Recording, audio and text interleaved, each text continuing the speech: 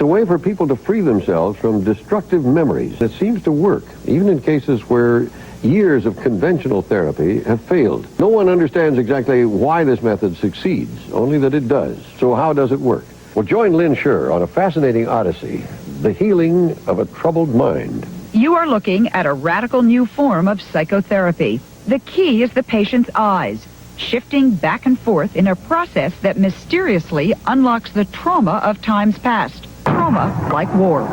Eric Smith spent only 9 months in Vietnam, but for decades the war tormented him. His body had survived. His mind was something else. Emotionally, I was a mess. I was severely depressed for over 20 years.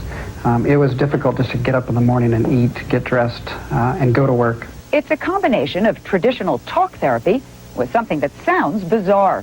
Here's how it works. The therapist rapidly moves his or her fingers, or an object like a wand, before the patient's eyes for several seconds at a time, while the patient talks about an upsetting image. This is an actual EMDR session. Okay.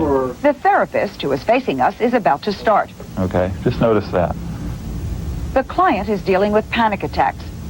Look at his eyes and watch how they follow the therapist's wand, and how, after he does this for several seconds, he gets very emotional. The procedure is repeated several times in the session, Take a deep breath. along with more traditional therapy.